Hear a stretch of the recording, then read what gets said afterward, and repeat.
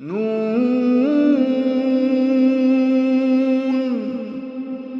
वल्क़लमि वमा यस्तून। नाज़रीन अस्सलामु अलैकुम वरहमतुल्लाहि वबरकातुहू। सीधी बात की ताज़ा तरीन खबरों में आपका इस्तकबाल है। आइए सबसे पहले आज की सुर्खियों पर नजर करते हैं। यल्लापुर में सड़क हादसा, बाइक सवार हलाक। मंगलूर में दलित खातून के साथ जियादती के इल्जाम में 2 मुल्जिमान गिरफ्तार। बस में घुसकर 5 तलबा पर एक ग्रुप का हमला, अस्पताल में जेरे इलाज, मुकदमा दर्ज। कांग्रेस मेंबर असेंबली के बेटे की गुंडागर्दी, पिटाई से जख्मी नौजवान पर अस्पताल में जाकर भी किया हमला। एक और बैंक घोटाला, सरकारी बैंकों का 800 करोड़ रुपए लेकर रोटोमैक पेन कंपनी का मालिक फरार। हिंदुस्तान का बैंकिंग शोबा कहीं दिवालिया होने की जानिब तो नहीं बढ़ रहा, 5 सालों में डूबे 3.5 लाख करोड़ रुपए। दिल्ली की साबिक वजीर आला शीला दीक्षित ने बयान किया अपना दर्द, कहा बरसों तक किया गया नजरअंदाज मगर कुछ नहीं कहा। रोहिंग्या मुसलमानों का बहरान ड्रामाई तौर पर मजीद संगीन हो गया, ड्रोन फुटेज। मैक्सिको में फौजी हेलीकॉप्टर इमदादी गाड़ियों पर गिर गया, 13 अफराद हलाक। सऊदी इजारादारी को धचका, अमेरिका खाम तेल की पैदावार में आलमी लीडर बन सकता है, आईईए का बयान। कुवैत में फ्रीजर में मुर्दा पाई गई मुलाजिमा की लाश की फिलिपाइन वापसी। तुर्की में अफरीन के लिए 5 ट्रॉलर इमदादी सामान रवाना कर दिया गया। गजा इस्राएली फौज की फायरिंग में 2 फिलिस्तीनी नौजवान की मौत। सऊदी अरब 322.9 टन सोने के जखायर के साथ अरब दुनिया में सरे फहरिस्त। ईरान का मुसाफिर बरदार तैयारा गिरकर तबाह, 60 से ज्यादा अफराद की हलाकत का खदशा। नाज़रीन अस्सलामु अलैकुम वरहमतुल्लाहि वबरकातुहू। सीधी बात की ताज़ा तरीन खबरों में आपका इस्तकबाल है। मैं अंसार अजीज नदवी आज की खबरों की तफसीलात के साथ आपकी खिदमत में हाजिर हूं। आइए आज की खबरों की तफसीलात पर नजर करते हैं। पहली खबर कर्नाटक के यल्लापुर से है। यहां शहर के मिलन होटल के करीब गुज़िश्ता कल रात देर गई एक नामालूम भारी सवारी एक बाइक से टकराए जाने की वजह से बाइक पर सवार नौजवान के मौके पर यह हलाक होने की खबर मौसूल हुई है, जबकि पिछली सीट पर सवार बशीर अहमद सख्त जख्मी हो गया था। ये लोग शहर के सबगेरी के मुकीम हैं। एक तेज रफ्तार सवारी इनकी बाइक से टकराकर फरार हो गई थी, जिसकी शनाख्त नहीं हो पाई। यल्लापुर पुलिस थाने में मामला दर्ज कर लिया गया है। अब खबर मंगलूर से है। 27 साल दलित खातून के साथ गैंग रेप के इल्जाम में पुलिस ने पुत्तूर से 2 नौजवानों को गिरफ्तार कर लिया है। खातून की जानिब से शिकायत दर्ज कराए जाने के 1 घंटे के अंदर पुलिस कार्रवाई करते हुए मुल्जिमान को गिरफ्तार किया है, जिनकी शनाख्त धनंजया और कुशालप्पा की हैसियत से कर ली गई है। दोनों की उम्र 22 और 24 के दरमियान में है। बताया जा रहा है कि 1 महीने से धनंजया खातून के साथ राब्ते में था और खातून अपनी बहन के घर रहाइश पजीर थी। कल वो उसके घर गया और उसको जबरदस्ती एक मकामी मेले में लाने के बाद नेल्लाडी में वाक़े एक घर में अपने दोस्त कुशालप्पा के साथ उसका रेप कर दिया। पुलिस ने मामला दर्ज करने के बाद मुल्जिमान को गिरफ्तार करके आईपीसी सेक्शन 376 के तहत मुकदमा दर्ज कर लिया है। अब खबर मंजेश्वर से। बस में घुसकर 5 तलबा पर एक ग्रुप की जानिब से लोहे की सलाखों से हमला करके जख्मी कर दिए जाने की वारदात पेश आई है। इतला के मुताबिक ये वारदात कर्नाटक व केरला के हुदूद में वाक़ तलपाड़ी नामी इलाके के करीब पेश आया है। 5 तलबा मंगलूर के कॉलेज में जेर तालीम है। ये लोग बस पर सवार कॉलेज की जानिब जा रहे थे कि इस बीच 15 अफराद पर मुश्तमिल एक ग्रुप अचानक बस में घुस गया और एक लोहे की सलाखों से तलबा पर हमला करने लगे। जख्मियों की शनाख्त इमरान और फैजुल की हैसियत से कर ली गई है, जो इस वक्त एक निजी अस्पताल में जेर इलाज हैं। दीगर 3 तलबा इब्तिदाई तिब्बी इमदाद के बाद इम्तिहान देने के लिए चले गए, जिनकी शनाख्त नहीं हो पाई। बताया जा रहा है कि हमलावर का ताल्लुक मकामी एक तंजीम से है। पुलिस मामला दर्ज करके तफ्तीश कर रही है। अब खबर बेंगलुरु से। बेंगलुरु के एक मशहूर रेस्तोरां में एक नौजवान पर मुबैना तौर पर हमला करने के मामले में Congress member assembly NA Haris के बेटे और उनके हामियों के खिलाफ केस दर्ज कर लिया गया है। इस हमले में संगीन तौर पर जख्मी नौजवान को इलाज के लिए अस्पताल में दाखिल कराया गया है। दरियासना अपोजिशन पार्टियों बीजेपी और जेडीएस के एहतिजाज के बाद मेंबर असलम के बेटे को कांग्रेस से 6 साल के लिए मुअत्तल भी कर दिया गया है। मुतासिरा नौजवान की शनाख्त डॉलर्स कॉलोनी के रहने वाले विद्युत के तौर पर की गई है, जो रात का खाना खाने के लिए होटल गया था। तभी रात में तकरीबन 11:30 बजे मेंबर असलम का बेटा मोहम्मद नलपत अपने दोस्तों के साथ वहां पहुंचा। इतलात के मुताबिक नलपत ने उसे ठीक से बैठने के लिए कहा, जिसको लेकर दोनों के दरमियान कहासुनी हो गई। ये नोकझोंक इस कदर बढ़ गई कि नलपत और उसके दोस्तों ने मुबैना तौर पर विद्युत की जमकर पिटाई कर दी। विद्युत को जख्मी हालत में नजदीक में वाक़ माल्या अस्पताल ले जाया गया। बताया जाता है कि नलपत का गुस्सा उसके बाद भी ठंडा नहीं हुआ। उसने मुबैना तौर पर अस्पताल में घुसकर फिर इस नौजवान की पिटाई कर दी। इस दौरान बचाव की कोशिश कर रहे मुतासिरा के भाई के साथ भी मारपीट की गई है। इस वाक़े के बाद गुज़िश्ता रात कांग्रेस मेंबर असेंबली हारिस ने भी अस्पताल जाकर मुतासिरा नौजवान की कैफियत दरियाफ्त की। हालांकि इसके बाद अपोजिशन बीजेपी और जेडीएस मामले पर पर्दा डालने का इल्जाम लगाते हुए उसको फौरी तौर पर मुअत्तल करने का मुतालबा किया था। अपोजिशन के एहतिजाज के पेश नजर कांग्रेस ने हारिस के बेटे को 6 साल के लिए मुअत्तल कर दिया है। अब खबर कानपुर से। पंजाब नेशनल बैंक में 11,000 करोड़ रुपए से ज्यादा के घोटाले के बाद अब सरकारी बैंकों से करोड़ों रुपए के घोटाले का एक और मामला सामने आया है। रोटोमैक पेन बनाने वाली कंपनी पर अलग अलग सरकारी बैंकों से 800 करोड़ रुपए से ज्यादा का लोन लेकर भागने का इल्जाम है। जराये के मुताबिक कानपुर में वाक़ रोटोमैक पेन कंपनी के मालिक विक्रम कोठारी ने 5 सरकारी बैंकों से 800 करोड़ रुपए से ज्यादा का कर्ज लिया था। बताया जा रहा है कि Allahabad bank, bank of India, bank of Baroda, Indian overseas bank और यूनियन बैंक ऑफ इंडिया ने कानून को ताक पर रखकर विक्रम कोठारी को इतना बड़ा कर्ज दिया था।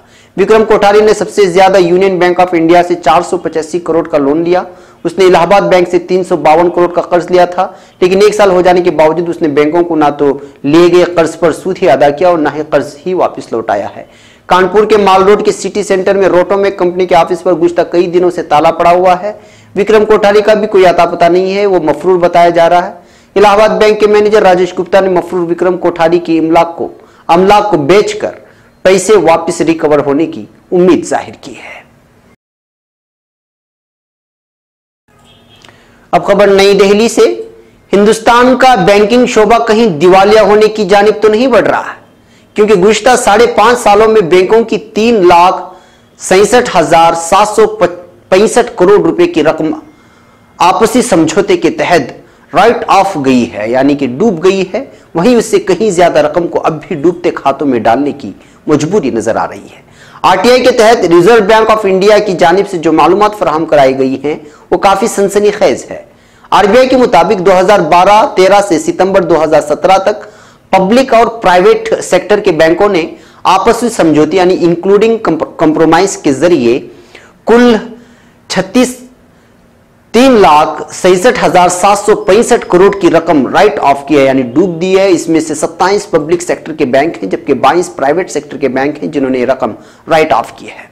सामाजिक कारकुन चंद्रशेखर गौड़ की आरबीआई की जानिब से दिए गए जवाब में बताया गया है कि बैंकों के जरिए राइट ऑफ की जाने वाली रकम में लगातार इजाफा हो रहा है। सिलसिलेवार तरीके से नजर डाले तो पता चलता है कि साल 2012-13 में राइट ऑफ की गई रकम 3,21,027 करोड़ थी, जो बढ़कर अब 2016 से 17 के दरमियान में 10,03,202 करोड़ रुपए हो गई है। आरबीआई के आदाद शुमार के मुताबिक साल 2013 से 14 में 40,870 करोड़, साल 2014 और 15 के दरमियान में 56,144 करोड़ और साल 2015 और 16 के दरमियान में 69,210 करोड़ की रकम राइट ऑफ की गई है। साल 2017 और 18 की सिर्फ इब्तिदाई 6 महीने में अप्रैल से सितंबर के दरमियान में 67,162 करोड़ रुपए की रकम आपसी समझौते की बुनियाद पर राइट ऑफ की गई है।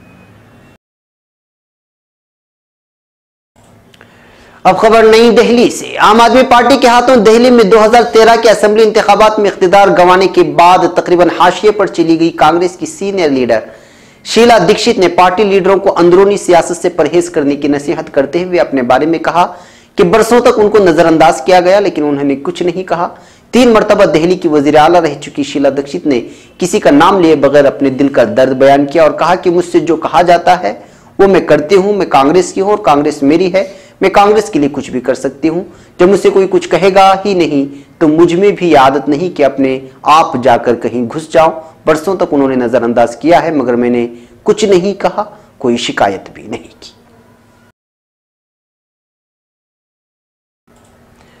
अब खबर म्यांमार के ताल्लुक से। म्यांमार में सरकारी सिक्योरिटी फोर्सेस और बुद्धमत इंतहा पसंदों की सफाकाना तशद्दुद आमेज कार्रवाइयों के नतीजे में गुज़िश्ता साल अगस्त से करीबन 7 लाख रोहिंग्या मुसलमान अपना घर बार छोड़कर पड़ोसी मुल्क बांग्लादेश में जा चुके हैं, जहां वो इस वक्त गंजान आबाद मुहाजिर कैंपों में रह रहे हैं।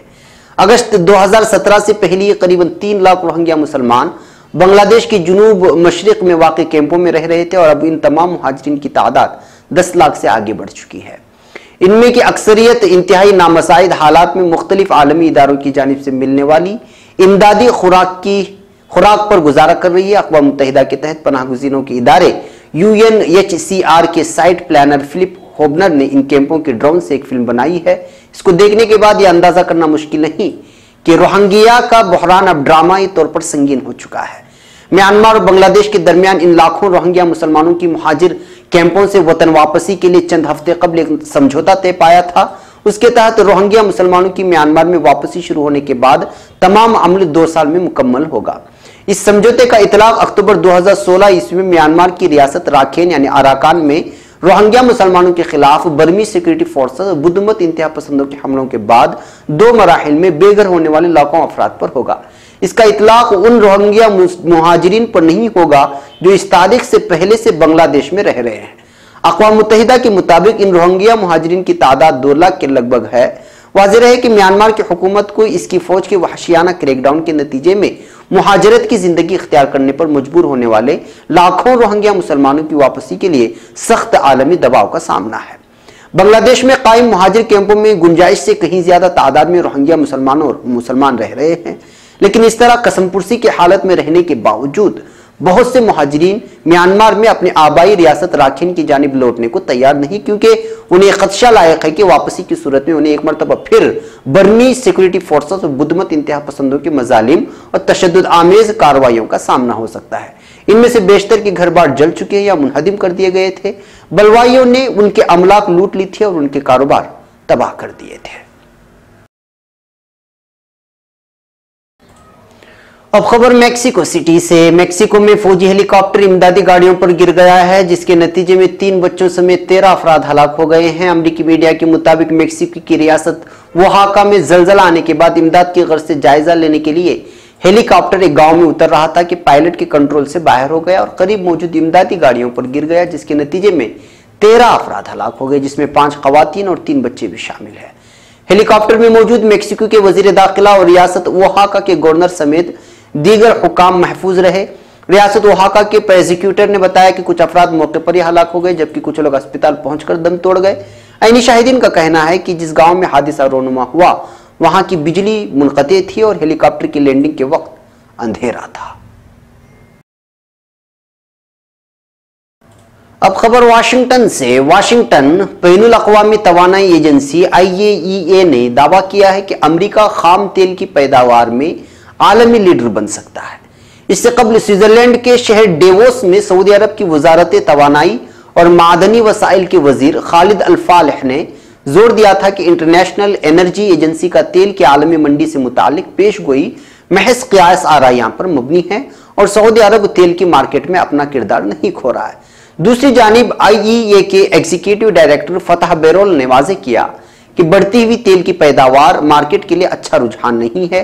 IEA की जारी करदा ऑयल मार्केट पोर्ट में जोर दिया गया कि रवां बरस आलमी मंडी में तेल की तलब में गैर मामूली इजाफा होगा और इमसाल अमेरिका की जानिब से तेल की सप्लाई गैर मामूली इजाफे के साथ इतनी होगी जो मजमूई आलमी तलब के बराबर हो सकती है। IEA का कहना है कि अमेरिका की जानिब से तेल की पैदावार में दूसरी लहर बहुत गैर मामूली होगी। IEA ने अपनी रिपोर्ट में इंतबा किया कि नवंबर 2017 से रवा माह तक अमेरिका ने अपने खाम तेल की पैदावार में फी दिन 8,46,000 बैरल तक बढ़ा दी है, जिससे जल्द ही सऊदी अरब की इजारादारी को झटका लग सकता है। गुज़िश्ता 30 वर्षों से मौलाना शफीकुर रहमान नदवी साहब के ज़ेर इंतज़ाम व ज़ेर एहतिमाम अल्लाह सुब्हानहू व तआला के मेहमानों की बेलौस और पुरखुलूस खिदमत अंजाम देने वाला मुनफरिद और काबिल एतमाद रजिस्टर्ड हज व उम्रा टूर इदारा बैतुल्लाह टूर्स इंटरनेशनल। मज़कूरा इदारे यानी बैतुल्लाह टूर्स इंटरनेशनल से खिदमत हासिल करने और तफसीलात हासिल करने और मौलाना शफीकुर रहमान नदवी साहब से राब्ता के लिए स्क्रीन पर दिए जा रहे नंबरात पर राबिता करें। नंबरात स्क्रीन पर दिखाए जा रहे हैं।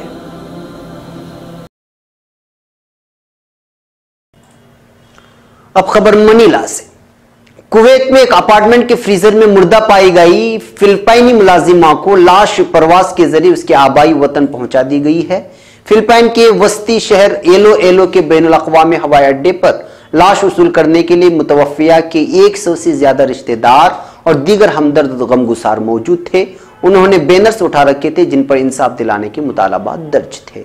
इलोइलो के हवाई अड्डे के कार्गो टर्मिनल से जब जोआना डेमा फिलिस का ताबूत उतारा गया तो उसके वालिदैन, बहन और दूसरे करीबी रिश्तेदार फूट फूट कर रो दिए। इस मौके पर फिलिपाइनी कांग्रेस के एक रुकन और मकामी हुक्काम भी लाश वसूल करने वाले लोगों के दरमियान मौजूद थे। इनकी टी शर्ट्स पर भी जोआना डी डेमा फिलिस को इंसाफ दो की इबारत लिखी गई थी। तुर्की से खबर है। तुर्की के जिला शानली अरफा में शानली अरफा इंसानी इमदाद प्लेटफॉर्म सरकारी इदारों और इमदादी तंजीमों के ताउन से जमा किए गए 5 ट्रॉलरों पर मुश्तमिल इमदादी सामान को शाम के इलाके इफरीन में जरूरतमंदों तक पहुंचाने के लिए रवाना कर दिया गया है। जस्टिस एंड डेवलपमेंट पार्टी के शानली अरफा से असेंबली मेंबर समत कासिम गुलपनार ने प्लेटफॉर्म के यन्नीजे महल्ले के लॉजिस्टिक डिपो में मुनाकिदा तकरीब से खिताब करते हुए कहा कि शानली अरफा माजी की तरह आज भी भाईचारे की शुऊर के साथ काम कर रहा है। गुलपनार ने कहा कि इस्लामी जोग्राफिया में अमन अमान तबाह करने के लिए एम्पेरियलिस्ट ताकतें मुख्तलिफ खेल खेल रही हैं और हम हुकूमत और मिल्लत की हैसियत से बाहमुत्तहिद होकर उनकी चालों के रास्ते में रुकावट बन सकते हैं। तकरीब में शानली अरफा के नायब गवर्नर अली अलमास, मेट्रोपॉलिटन बल्दिया के मेयर निहायत चुफुच्ची और सिविल सोसाइटी तंजीमों के नुमाइंदों ने भी शिरकत की थी। अब खबर गजा से। मकबूजा फिलिस्तीन में इस्राएली फौज के हमले में 2 फिलिस्तीनी नौजवान जाबाक हो गए जबकि एक बम धमाके में 4 इस्राएली फौज भी जख्मी हो गए। गैर मुल्की खबर रसा इदारे के मुताबिक मकबूजा फिलिस्तीन के महसूर इलाके गजा में इस्राएली फौज की फायरिंग से 2 फिलिस्तीनी जाँ बहक हो गए। मेहलुकिन की शनाख्त सलाम सबा और अब्दुल्ला अबू शेख के नाम से हुई है। दोनों की उम्र 17 साल थी। सेहनी फौज ने दोनों नौजवानों को सरहद के करीब निशाना बनाया। दूसरी जानिब गजा और इसराइल की सरहद पर बम धमाके में 4 इसराइली फौजी जख्मी हो गए। इमदादी एहलकारों ने जख्मी फौजियों को अस्पताल मुंतकिल किया जहां 2 की हालत तशवीशनाक बताई जाती है। तहकीकात के मुताबिक इसराइली फौज को देसी साख्ता बम से निशाना बनाया गया जबकि हमले की जिम्मेदारी किसी तंजीम ने कबूल नहीं की है। वाक़े के बाद इसराइली फौज ने जंगी तैयारों और टैंकों से गजा पर बमबारी और शदीद गोलाबारी की। 2014 में गजा की हुक्मरान जमात हमास और इसराइल के दरमियान जंग हुई थी जिसमें 2300 से ज्यादा फिलिस्तीनी जाँ बहक और 70 इसराइली फौजी हलाक हो गए थे। अब खबर रियाद से। वर्ल्ड गोल्ड काउंसिल ने कहा है कि सोने के महफूज असासे रखने वाले अरब ममालिक में सऊदी अरब सरी फहरिस्त है। वर्ल्ड गोल्ड काउंसिल ने दुनिया के 98 मुल्कों में सोने के महफूज असासों के बारे में रिपोर्ट जारी की है जिसके मुताबिक सऊदी अरब सोने के 322.9 टन जखायर के साथ अरब मुल्कों में सबसे ज्यादा सोने के जखायर रखने वाला मुल्क है। रिपोर्ट में बताया गया है कि रवां माह के आगाज में दुनिया भर में सोने के महफूज जखायर बढ़कर 33,799.8 टन हो चुके हैं जबकि अमेरिका इस कीमती धात के 8,133.5 टन महफूज जखायर के साथ पहले नंबर पर है। दूसरे नंबर पर जर्मनी, इटली तीसरे नंबर पर, चीन 5वें और रूस 6ठे नंबर पर है। आज की आखिरी खबर ईरान के तेहरान से है। ईरान का मुसाफिर बरदार तैयारा गिरकर तबाह हो गया है जिसमें तकरीबन 60 अफराद सवार थे। ईरानी मीडिया के मुताबिक मुसाफिर तैयारा तेहरान से जुनूबी मशरिक शहर यासूज जा रहा था कि अचानक उसका राबिता कंट्रोल टावर से मुनक़ते हो गया और सूबे अस्फहान की पहाड़ियों से टकराकर तबाह हो गया जिसके बाद आग लग गई। यह हादिसा शहर सेमीरूम के मुजाफात में पेश आया है। ईरानी मीडिया के मुताबिक तैयारे में सवार किसी फर्द के जिंदा बचने की उम्मीद नहीं है। इमरजेंसी सर्विस के तर्जुमान का कहना है कि तमाम हंगामी फोर्सेस को अलर्ट कर दिया गया है। ताहम खराब मौसम के बायस हेलीकॉप्टरों को जाए वक़ुआ पर जाने में मुश्किलात का सामना है। तर्जुमान ने तैयारी के हादिसे में हलाकतों के बारे में कहा है कि इस हवाले से कुछ कहना क़ब्ल वक्त है और तमाम तर कोशिशें जाए वक़ुआ पर पहुंचने पर लगी हैं। अमरीकी खबर रसा इदारे एसोसिएटेड प्रेस के मुताबिक ईरानी हुक्काम ने बताया कि हादिसे का शिकार होने वाला तैयारा ATR-72 निजी हवाई कंपनी आसमान एयरलाइन का था। उन्होंने बताया कि इस कंपनी के तैयारे ईरान के दूर दराज इलाकों तक सफर के लिए ज्यादा इस्तेमाल होते हैं क्योंकि इस कंपनी को ऐसे इलाकों में तैयारे ले जाने की महारत हासिल है। नाज़रीन, ये थी आज की ताज़ा तरीन खबरें। अगली ताज़ा तरीन खबरों के साथ फिर आपसे मुलाकात होगी। हमारी पूरी टीम को यहाँ पर इजाज़त दो। अस्सलामु अलैकुम वरहमतुल्लाहि वबरकातुहू।